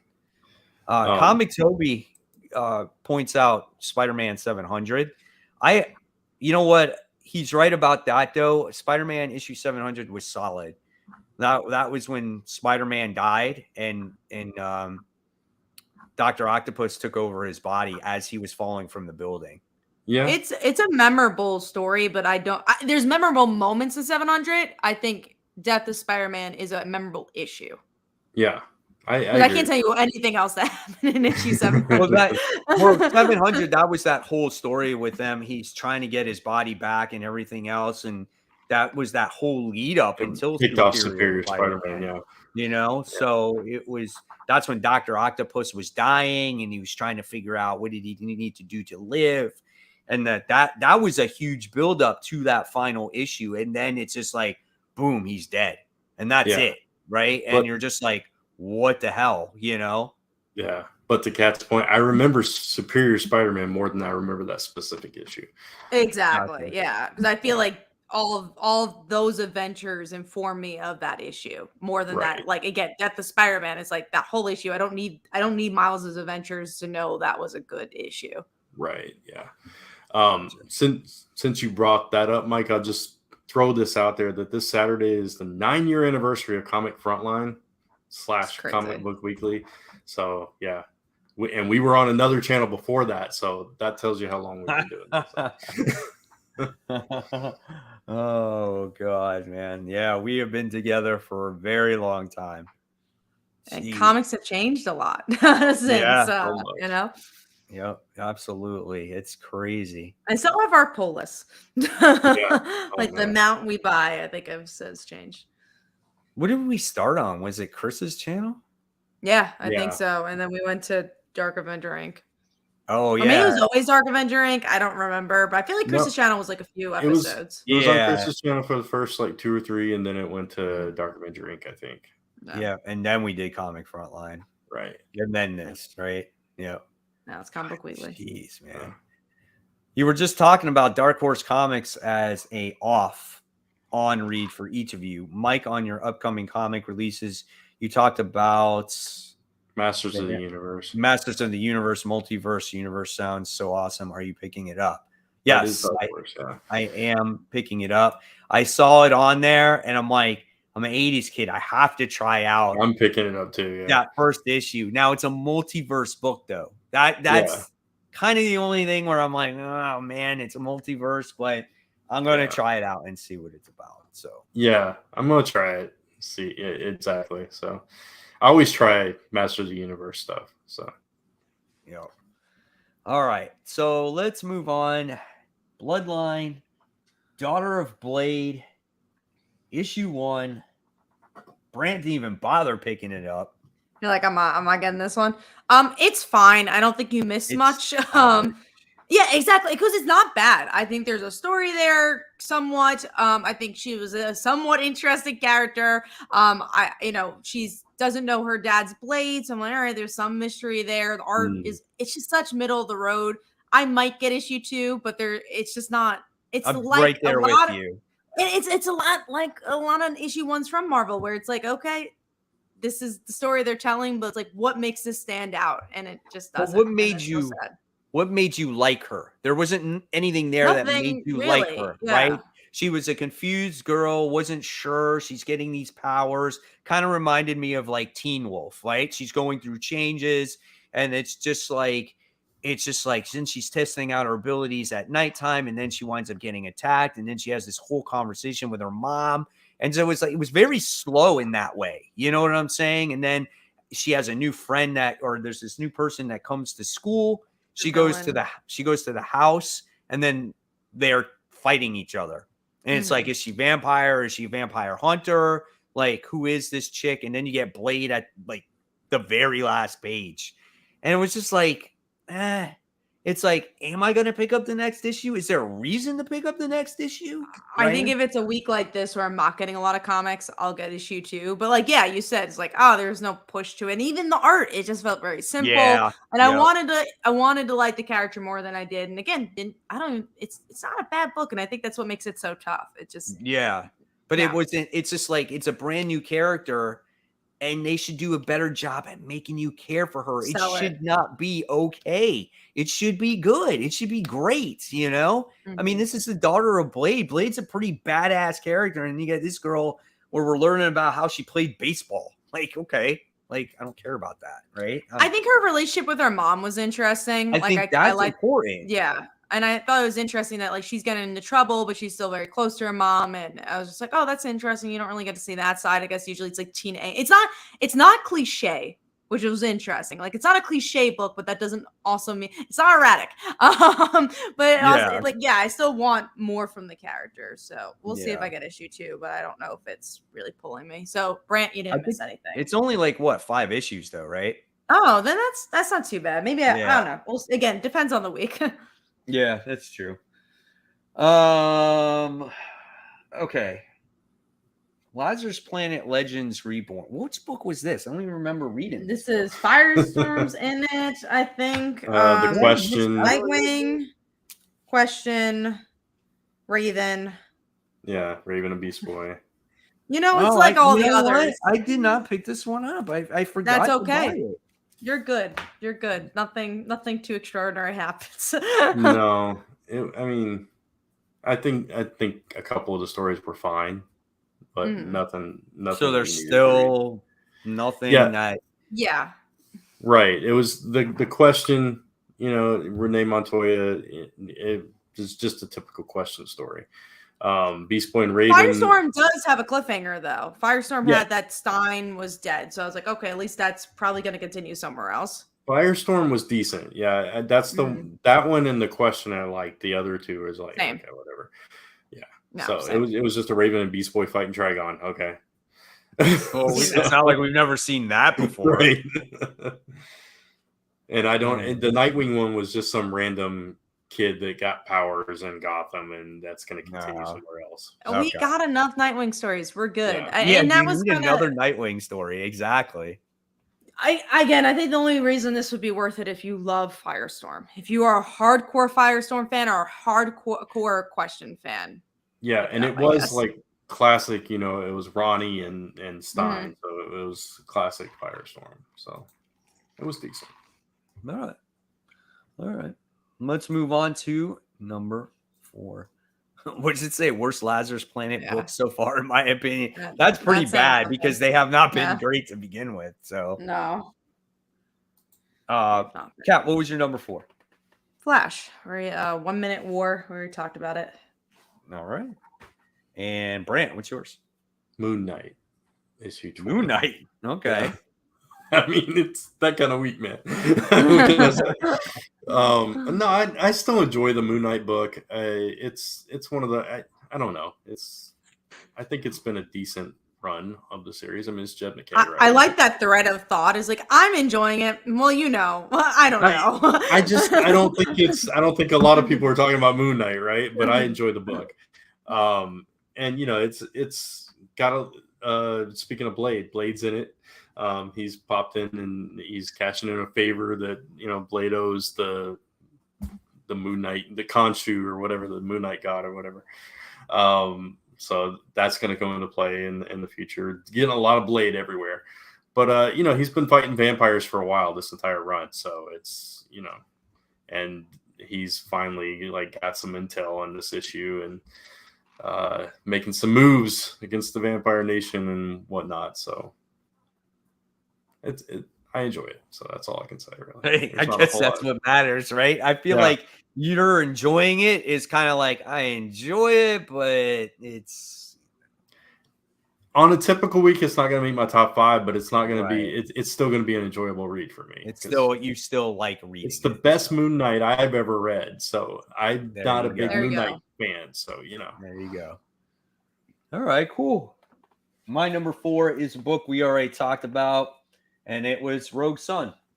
So there's that. Because I do appreciate the story. I think it's much deeper, but it's taken a while to get to where it needs to get to. So all the same things like we already talked about. All right. So let's move on here on this list. We talked about Miles Morales, right? Let's talk about Radiant Black issue 21. What did you guys feel about this issue?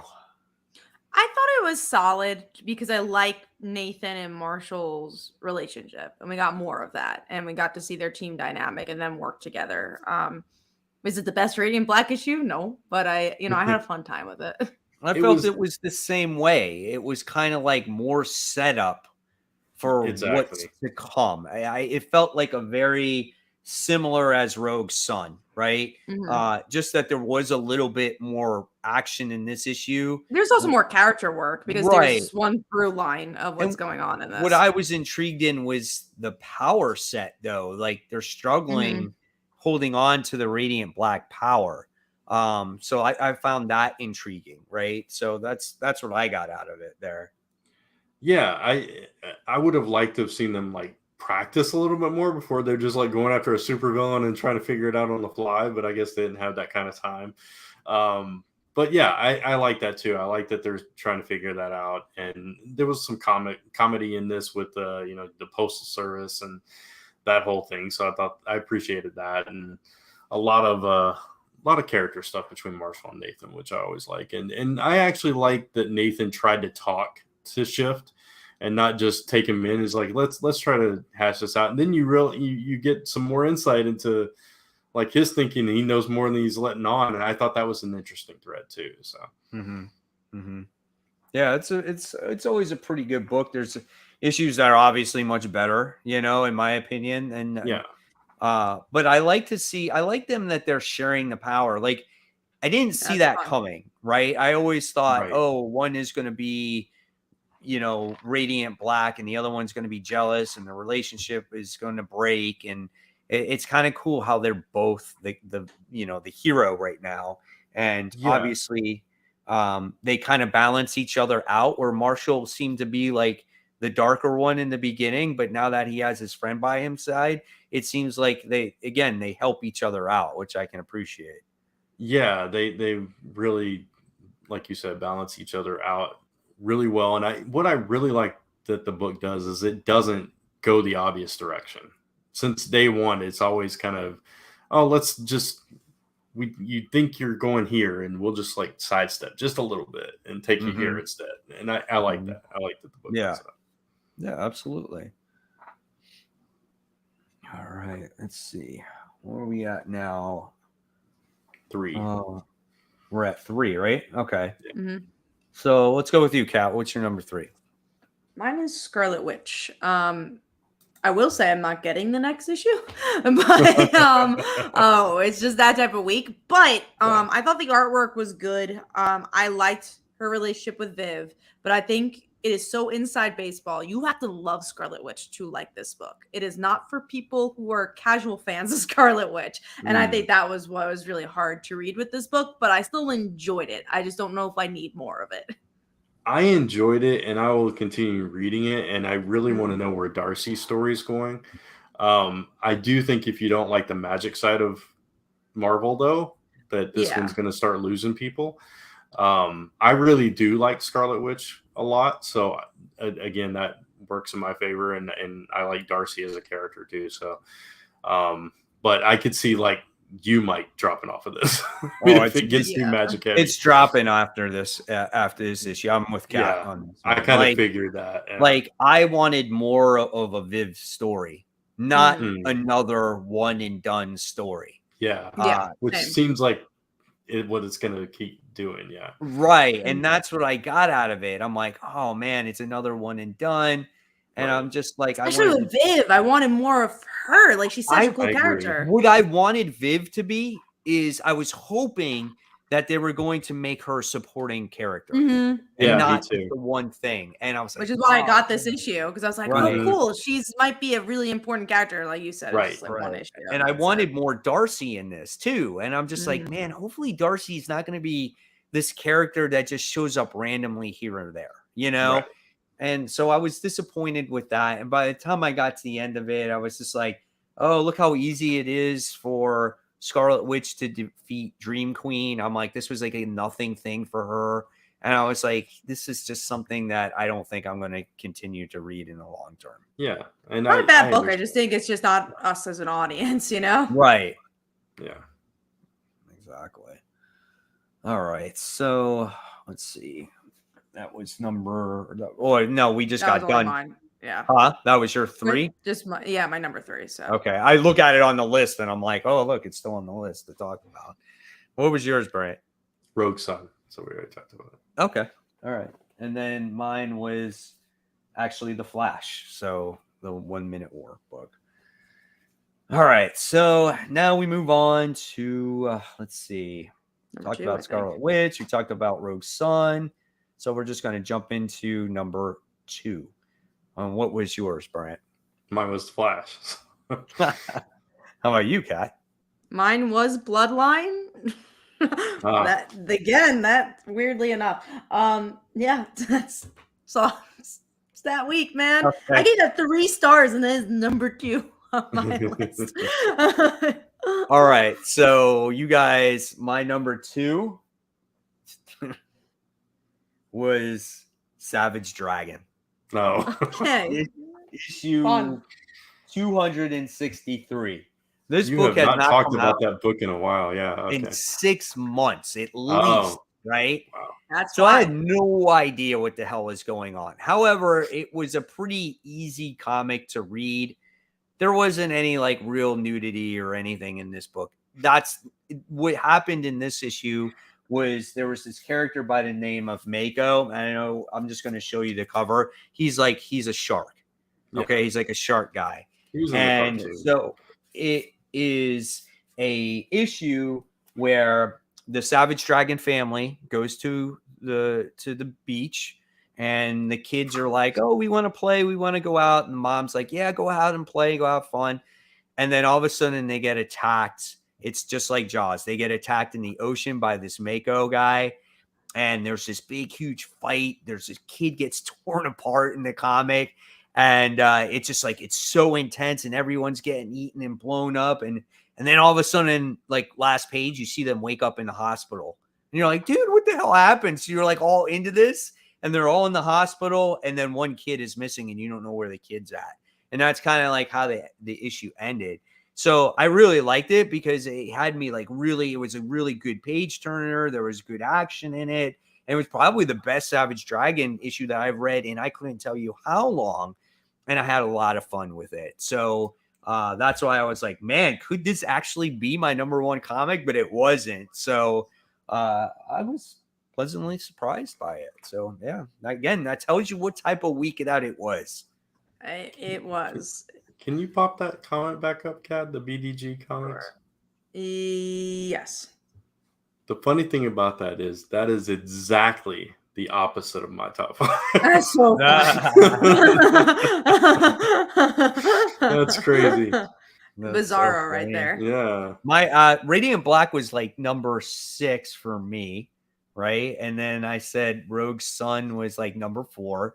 Flash was my number 3. Right? My number 2 is Savage Dragon. Yeah. So, and I'm just going to tell you now, my number 1 is Miles. So it's well, mine's Radiant and Black, mine obviously. was Radiant Black as well. So there you go. That's funny. That is so funny. That makes like one book to talk about here, and that's what you guys read, Captain America. Yeah. Oh, you're dropping it?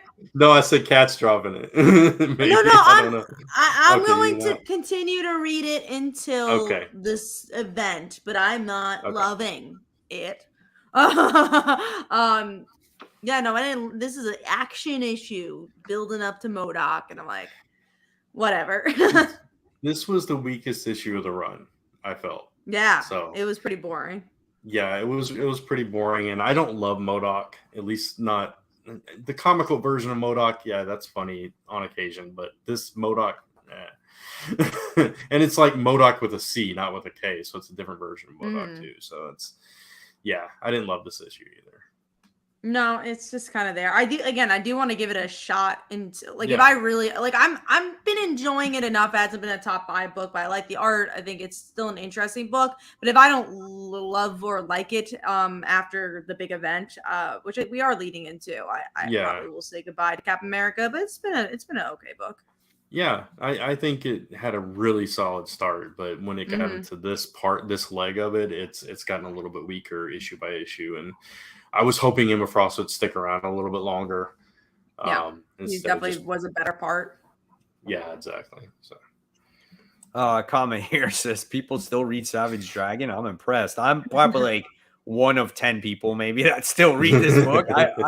I don't know anybody who reads this book. I'm the only person at my shop that actually pulls this book. Wow. I wonder, like, what the actual sales numbers are on that one. I don't know if they released that or not for Savage Dragon. I wonder where they list on the boards there. So all right, so those are our comics of the week. So I guess now Brent will pass it on to you for the let's talk about that most anticipated. Yeah, let's do it. So not a whole lot of variants here actually this week. So let's go with our list. I'll read mine first. My top 3 are Red Goblin number 1, Amazing Spider-Man number 19, and The Flash number 752. And Kat, yours are kind of similar. Yeah. Number 3 is Harrower. Number 2 is The Amazing Spider-Man issue 19, and then number 1 is Red Goblin. And Mike? Mine's Batman issue 132. Really? I'm just curious about that one because you did not like issue 131. Right. So we'll talk about that first. My thought process behind that is kind of just like I'm anticipating because I want to see what Chip Zdarsky's plan is for this, right? And this obviously looks like it's a more Selena Kyle centric issue. So I kind of want to see what her, what her role is in this universe. So, Chip Zdarsky's writing has been proven. So I'm hoping that he, turns this around, So, yeah, that's all I can say about that. So, it's funny though. Everything else is pretty much the same. Yeah. So we all have Amazing Spider-Man as our number 2, which is, I mean, I'm hoping it's great, right? Exactly. Black Cat and Spider-Man. So, yeah. Will it spoil Mary Jane and Black Cat because we don't have that last issue yet? So maybe, who knows? What I do like is that soon we finally got the answer to when we are going to learn who Paul is and why he's there and stuff. So that's coming up soon. That's going to be like exactly. So it's going to be like a 4 or 6 issues that they were going to spread that out over. But I wasn't sure. I don't know. When did you say that was? I do know it's next month. Yeah. So they're going to do this and I guess the next arc. Yeah, so next arc, and then it's either 4 or 6 issues long, and that they're going to spread the whole thing out of where Paul came from and all that. So watch Paul some kind of villain. Like I'm so curious about that dude. Yeah, I waited. I think it's Peter. It could be Peter from a different universe. That would his name's Paul. It's Paul with a P. Watch Paul be like this major player, and then that first issue that he was in becomes this major like. Huge collector's item, you know what I'm saying? Think about this: Paul could be like like their kid from the future, and that's like their grandchildren. Oh, that's weird. It's weird because they're like dating, but that could be something too. I think it's something related to Peter because there's like all these little secrets in there. I don't know. It'll be interesting. Watch it be just like. She just met this dude on vacation. And watch it be absolutely nothing. And we're like, it's this guy. He's from the future. He's this. Maybe it's so funny. Maybe it's not even Mary Jane that he has these kids or whatever it is. Yeah. Maybe it's Mary Jane from an alternate universe. Maybe it's a Mary Jane that has married Paul from a different universe and has come here. That's knows Peter. Or something in that shape or form or whatever, Comic Toby said tomorrow is the biggest new comic book day of the year. I don't know about that one. I feel like I had a huge haul like just a couple of weeks ago. Yeah. This one's not big for me. I don't think it's. I don't know. I think I have like 17 books coming out, which is normal. Yeah, I don't think it's a huge one. I think now I was going to get the Lazarus Planet book, but I think I'm going to stop picking those up now. That would be smart. I don't think I need to spend the $6 on those books anymore. We know what we're getting from them at this point. I'm getting it for Miss Marvel. From Mary Marvel. Miss Marvel, Mary Marvel. Wasn't Flatline in this one too? I have it on my list, so I guess I'm getting. Also, I'm not getting a lot of books, so I guess that's why I got it. I'm only getting like 8 tomorrow. So that's like I'm only getting like 3 books. 3 books. There's not a lot for me on that. But one of them you are getting is Red Goblin, sticking with the Spider-Man. One of them is Red Goblin. I'm really curious. I don't know what this book's gonna be. Normie is part. He's a 10-year-old child, probably. But yes, but Normie is part. Did you guys? All you Jon Kent fans. Did you read the Venom story? No. Okay. So Normie became the Red Goblin again in that Venom Dark Web. I thought he already was the Red Goblin. So no. They took it away from him. Okay. And so what happened now is that because of Dylan is why he is now the Red Goblin again. So what happened is he took a piece of Bedlam, which is Eddie Brock in the future, and he had a little piece of him, and he went to Dylan and says, "Do you want to help me defeat my dad?" And he goes, "You can make that choice now." And Dylan was, I mean, Normie was said he was afraid, he wasn't sure if it was going to change him into, what he was, like his grandfather. But he said, he's like, I'll make the right, I'll try to make the right decision. And now he's part like Bedlam, basically. That's basically what he is. So it's different symbiote. It's not Carnage symbiote. It's from Bedlam. But he's still going to be. I was just interested in Normie, though. I think he's just an interesting character. So I'm like, all right, let's see. And also, again, love Liz. They don't use Liz enough. I'm guessing she's going to have to be in this comic. But yeah, I'm just, what the hell? Why does he need to make series? I'm curious of all of it.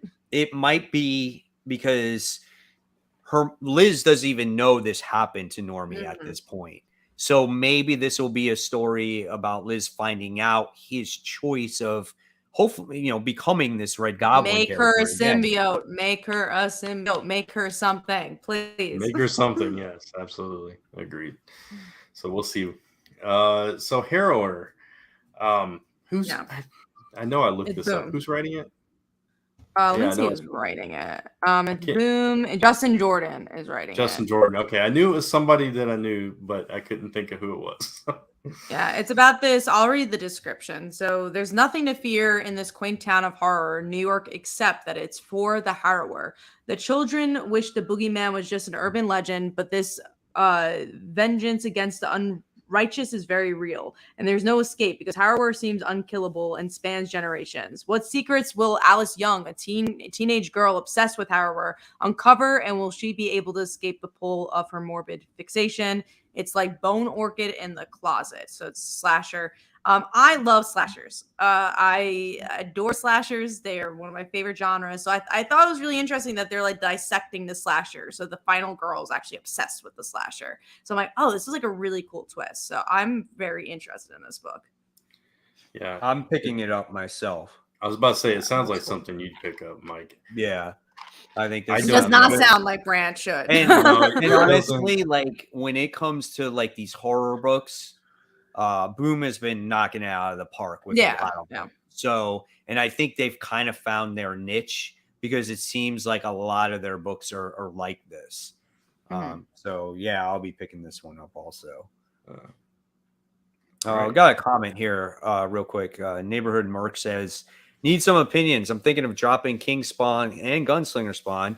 I've collected every single issue for both so far, and I do enjoy the stories. I do love the $2.99 price tag, just thinking space. So if you don't like it, then you should drop it. Yeah, I mean, if you're not enjoying it, don't read it. Personally, I think Gunslinger is leaps and bounds way better than King Spawn, but that's just me. And I feel like Gunslinger you can read on its own without having to read any of the other Spawn books. So that's just my personal opinion. I'm at that point now too, where I feel like there's been little like story progression and it's gotten boring for Spawn. So I feel like that I've honestly, to tell you guys, I've dropped them all too, except for Gunslinger. I think Gunslinger is awesome. So that's just my personal feeling, being that I've been in your position too. So got a super chat. Yeah. So we have Frank. He says, I think we get the Paul Levitz Avengers this week. So that's that you read? Yeah. Yes. Yeah. Okay. So I'm getting that one again. That one was really good. It makes you feel like you're reading a classic Avengers story. So so I'm looking forward to that one this week as well. And I think the last one was like $6 because it was oversized. This one is regular issue. I think it's $3.99 price point on that one there too. Yeah. So thanks again, Frank. Appreciate it. I remember the week before that we were kind of making fun of it, and then you were like, "I got it," and it was actually good. And I was like, okay. It was actually good because I put it on my pull list or on my FOC, so I didn't want to back out on it. Right. And then I'm glad I gave it a chance, man. I'm really happy when things work out every once in a while like that. Yeah, only happens every once in a while, but.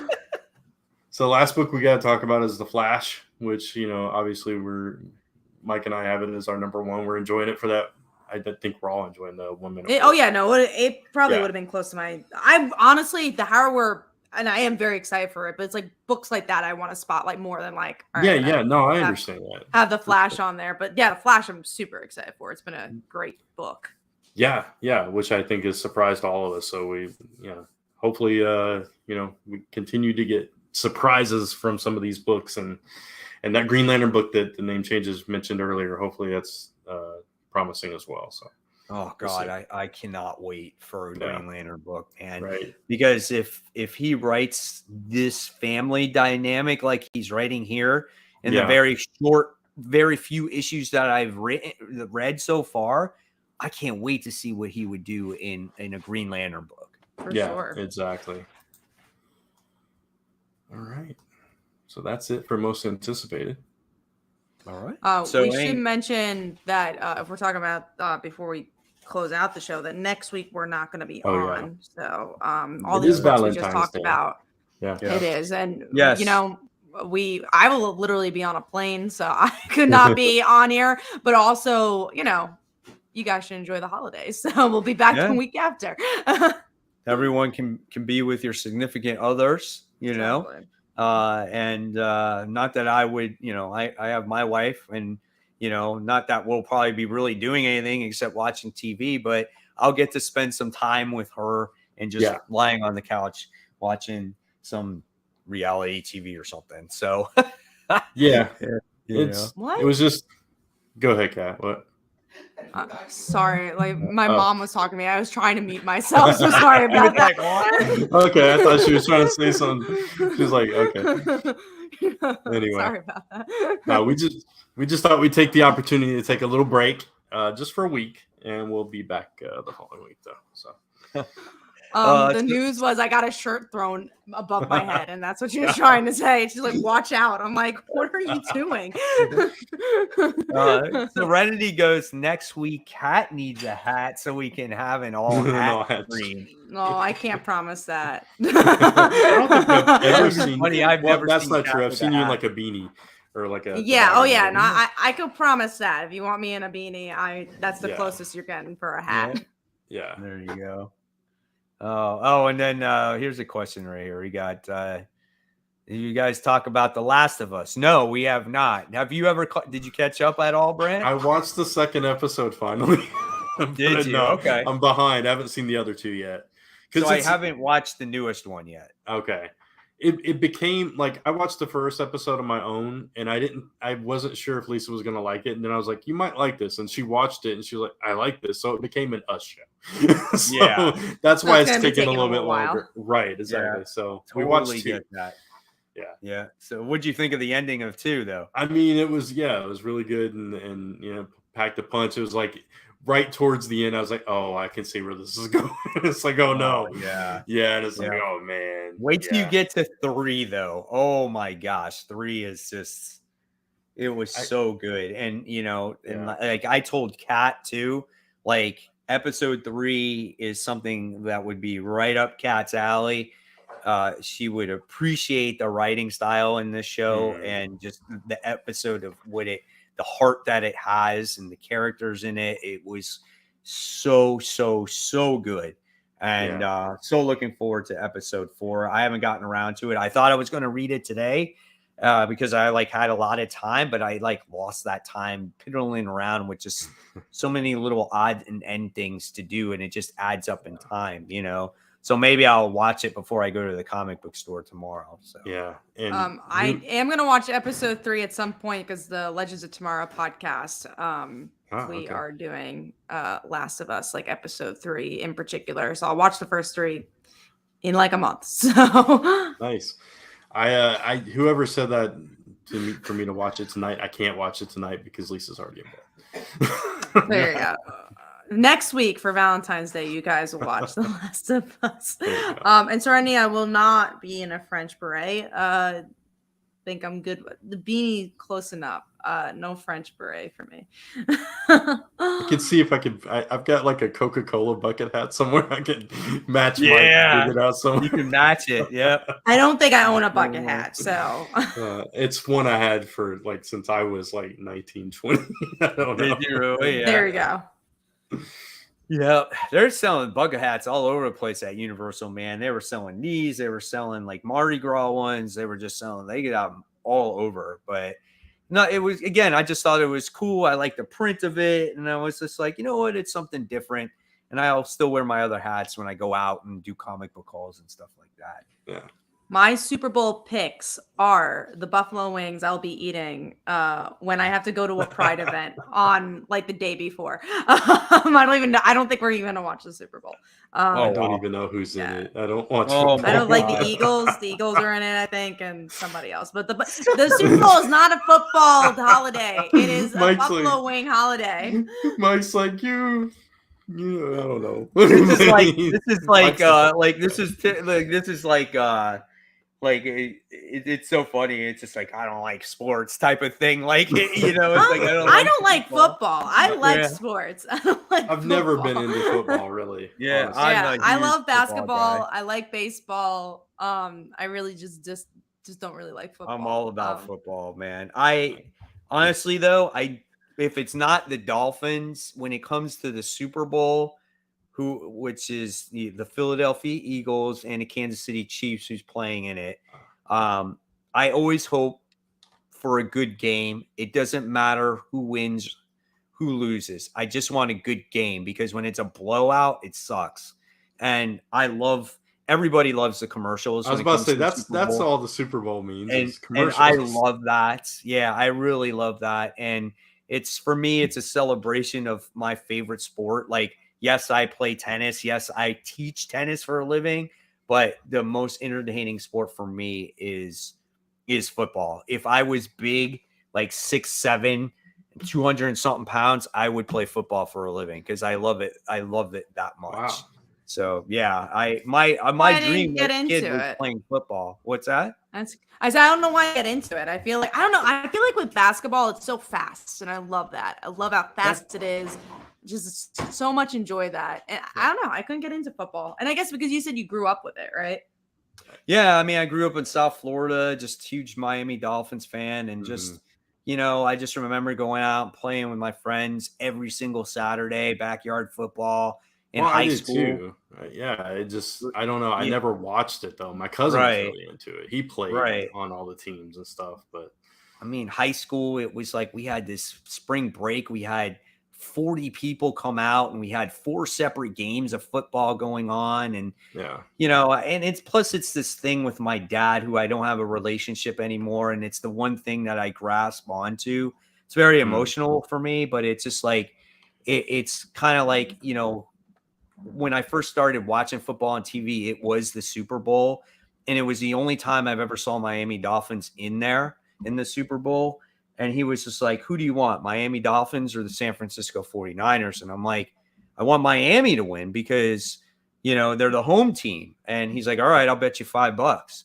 And ever since that time, they have not been to the Super Bowl. That's 1984. I was 9 years old at that time. And I told my dad, I'm like, ever since that day, I was like, you'll see next year they'll get to the Super Bowl. And I've been waiting since then for them to get to the Super Bowl. That's 42 years, and they have not gotten there. And they've only been to the playoffs like 2-3 times in the past 20 years. They might need a better team. They might. Well, they're getting better. They are getting better, and they're looking very promising in the near future. You know, being that you guys don't know, but they are getting better. But it's kind of this thing that I've latched onto when it's come to like my father, you know what I'm saying? And like, if they win the Super Bowl, I don't know what I'll do. You know what I'm saying? Like, I get so emotional while watching these games. If they were to go to the Super Bowl, I would be like, I would probably cry. I don't know. You know, it's just going to be a weird thing. My dad and I were baseball when I was a kid, and I went to a lot of Atlanta Braves games. But then I grew up in Kentucky, and Kentucky's all about college basketball. So, you know, that's all we got. But yeah, and then my stepdad got me into wrestling. So it's where my love for wrestling came from. So you got wrestling still. So there you go. Yeah, I got wrestling, and I like fighting sports. I like MMA and stuff like that. But we had this one comment. He goes, so Chargers fan here. I feel you, Mike. LOL. It was 94 when we went to our one and only Super Bowl. So I specifically remember that Super Bowl. Oddly enough, that's the year I graduated high school, and I was at my friend's house watching that particular Super Bowl, and I remember San Francisco won that one, and so yeah, and I wanted the Chargers to win too, so which is funny, but yeah, man, that's our little. We got a Lions fan there. I feel sorry for you, man. Lions are rough, boy. We in Kentucky, we just rooted for Cincinnati teams, so we were Bengals fans. That's something. There you go. All right, so I guess that's it. We got a little sports talk in there, which you probably will never see ever again on this podcast. No, but, probably not. But hey, it's all there. Can't say we didn't talk about football. So, all right, guys, we're going to close it out for tonight because we got to get to sleep. And of course, guys, as always, if you like this video, please give it a thumbs up, whether it's on Comic Book Weekly and Comic Book Corner 2.0. Make sure you hit that bell for notifications, subscribe to the channels, both of them. Follow us on social media, Facebook, Twitter, Instagram. Brant definitely posts the shows over there on Instagram, so check those out over there. And, of course, you got to follow us on YouTube because you wouldn't be able to watch us, right? So I'm waiting for the Mike Sports Slayer channel to launch. LOL. Next year. Oh, my God. That would be crazy.